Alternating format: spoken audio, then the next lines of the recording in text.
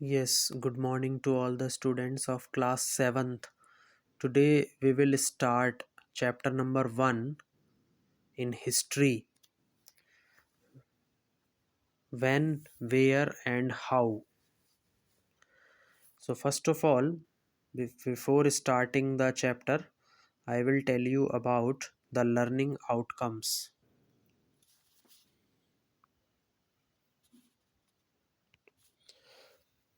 First point, to understand the divisions of periods in Indian history. भारतीय इतिहास में students हमें ये समझना है कि हम पीरियड्स को कैसे डिवाइड करें। जो अलग अलग रूलर का जो अलग अलग शासन काल आया, हम उसको कैसे डिवाइड करें, हमें उसको समझना है। दूसरा है to be familiar with the new technology that evolved during this period. हमें इस चीज़ से परिचित होना पड़ेगा स्टूडेंट्स की जो नई तकनीकी है या जो नई टेक्नोलॉजी है जो कि किसी भी पीरियड में क्या हुई, इवॉल्व हुई। इवॉल्व का मतलब है डेवलप हुई या विकसित हुई।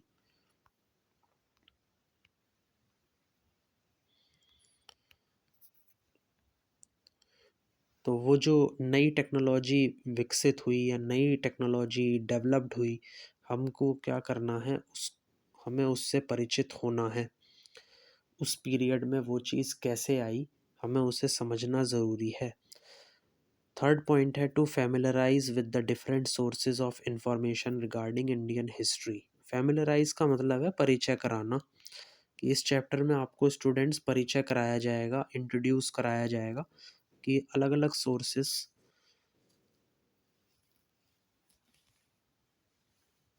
किसके, किसी इंफॉर्मेशन के, किसी जानकारी के, जो कि हमें भारतीय इतिहास से मिल रही है। तो भारतीय इतिहास में ऐसी बहुत सारी चीज़ें हुई हैं स्टूडेंट्स, उनसे क्या क्या जानकारियाँ हमें मिली, उन अलग अलग सोर्सेस को भी हम क्या करेंगे, इस चैप्टर के अंदर पढ़ेंगे। इस चैप्टर में आपको उनसे क्या कराया जाएगा, फैमिलराइज कराया जाएगा। फैमिलराइज का मतलब है उससे आपको इंट्रोड्यूस या परिचय कराया जाएगा। लास्ट है to understand the influence of geography on Indian history. हमें ये समझना पड़ेगा स्टूडेंट्स कि ज्योग्राफी का, भूगोल का भारतीय इतिहास पर क्या असर है, क्या इम्पैक्ट है। ओके, इसको भी हमें क्या करना पड़ेगा स्टूडेंट्स, समझना पड़ेगा। अब हम सबसे पहली हेडिंग पर आ रहे हैं स्टूडेंट्स इस चैप्टर की। इस चैप्टर की जो सबसे पहली हेडिंग है, जैसा कि आप देख पा रहे हैं, वो है emergence of a new era. Emergence का मतलब है निकलना या गेट अवे। तो एक जो नई एरा है या जो नई शताब्दी है, न्यू सेंचुरी है, उसका एमरजेंस कैसे हुआ, वो कैसे निकली। The medieval period in India covers the period from 700 AD to about 1750 AD। देखिए स्टूडेंट्स, ये जो आपको दिया गया है 700 AD से 1750 AD तक, ये पूरा का पूरा आपका क्या है, मेडिवल पीरियड है। This long period of about 1100 years can be divided into two phases। अब ये जो लंबा सा पीरियड आया, लंबा सा ये जो आपका समय आया 1100 ईयर्स का, यानी कि 1100 साल का, इसको हमने दो अलग अलग फेजेस में, फेजेस का मतलब होता है स्टूडेंट्स चरण या stages.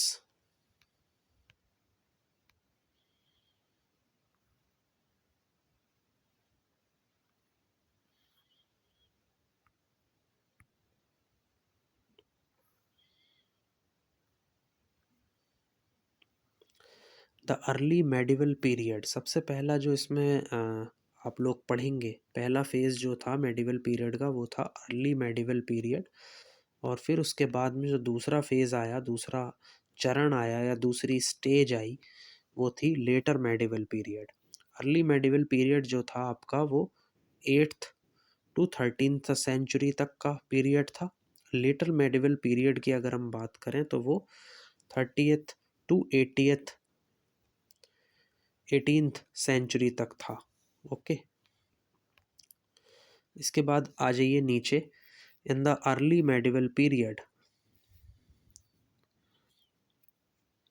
we find that there was a constant power struggle among the regional kingdoms of North and South India, characterized by the frequent rise and fall of kingdoms। देखिए, जो आपका अर्ली मेडिवल पीरियड था, early medieval period सबसे पहले हम इसको discuss करेंगे। उसमें क्या था कि काफ़ी ज़्यादा कांस्टेंट, कांस्टेंट का मतलब होता है रेगुलर या लगातार, तो लगातार रूप से क्या होता रहा, संघर्ष होता रहा, स्ट्रगल, संघर्ष होता रहा अमंग द रीजनल किंगडम्स, जो आपके क्षेत्रीय क्या थे, किंगडम्स यानी कि राज्य थे, या आप इसको साम्राज्य भी कहते हैं,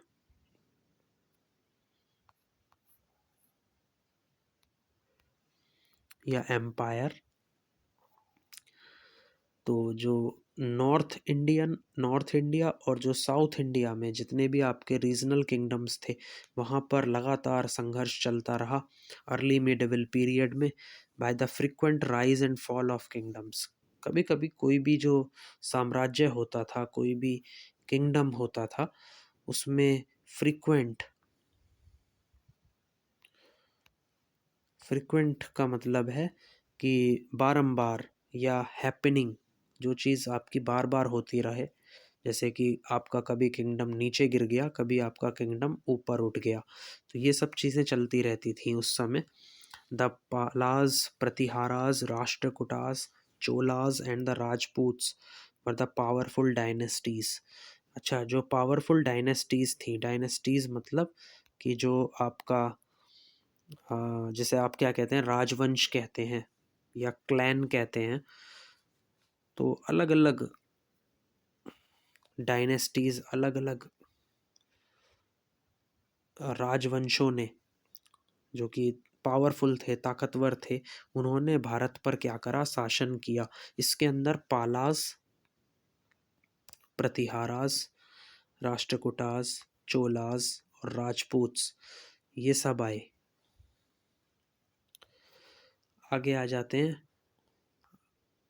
Along with this, the Turkish invasions of India began in 1000 AD। इसके अलावा क्या था स्टूडेंट्स की, जो आपके टर्किश इन्वेजन्स थे, इन्वेजन का मतलब होता है आक्रमण या अटैक, तो टर्किश इन्वेजन्स की वजह से जो टर्की के लोग थे उन्होंने आक्रमण कर दिया था भारत पर 1000 AD में। अल्टीमेटली का मतलब हो गया स्टूडेंट्स कि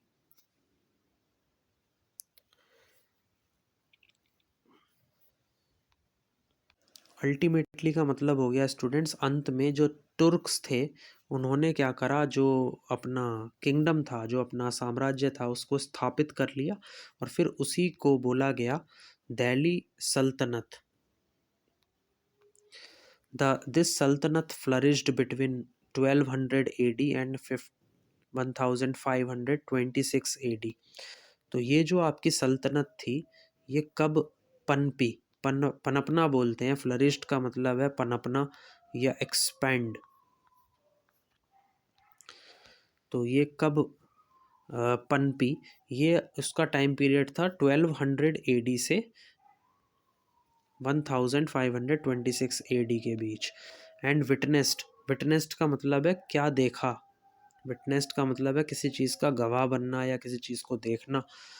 तो इन्होंने क्या देखा उस समय कि the reigns of Turks, Khiljis, Tughlaqs and Lodis.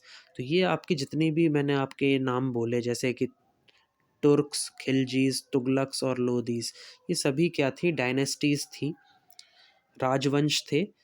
तो इनका जो शासन था उस समय लोगों ने इसको क्या करा, विटनेस किया, देखा। The Delhi sultans were overthrown by the Mughals in the 16th century. देखिए, जो दिल्ली के जो सुल्तान थे उनको क्या करा गया था, ओवरथ्रोन किया गया था। ओवरथ्रोन का मतलब है उनको डिफीट कर दिया था या उनको परास्त कर दिया गया था मुगल्स के द्वारा, by the Mughals in the 16th century, है ना, मुगल्स के द्वारा 16वीं शताब्दी में। With the arrival of these Muslim rulers, जब आपके ये मुस्लिम शासक आए, अ न्यू रिलीजन इस्लाम, तो एक नया धर्म आया जिसका नाम क्या था, इस्लाम था। And the new languages Arabic and Persian came to India, और फिर जैसे ही इस्लाम आ गया तो इस्लाम के आने से आपके दो नई भाषाएं भी आईं, एक अरेबिक और एक Persian. The new culture that evolved in India came to be known as Indo Islamic culture, एक नई संस्कृति भारत में आई और उस नई संस्कृति का नाम था इंडो इस्लामिक कल्चर।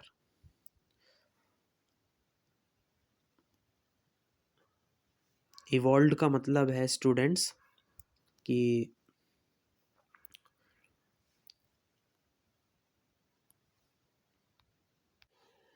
इवॉल्व्ड का मतलब है स्टूडेंट्स कि ये जो नया कल्चर था ये उस टाइम डेवलप हुआ, विकसित हुआ भारत में, और इसी कल्चर का नाम था इंडो इस्लामिक कल्चर।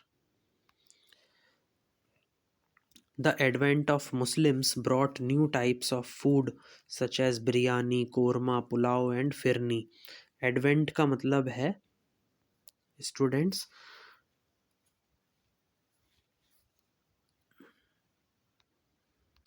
एडवेंट का मतलब है स्टूडेंट्स आगमन या अराइवल। तो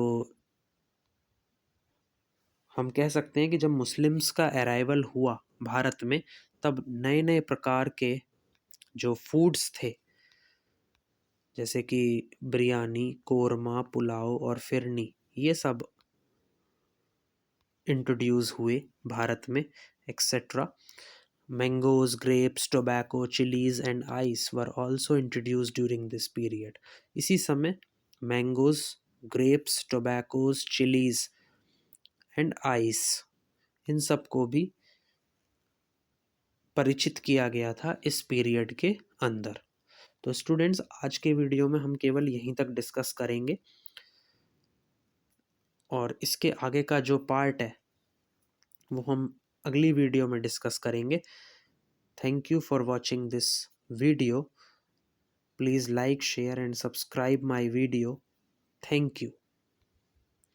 If you have any doubts, any queries, you can ask me in comment section. Any word or word meaning. If you have any confusion in any word and in any meaning in this video, you can ask me in the comment section. Thank you all.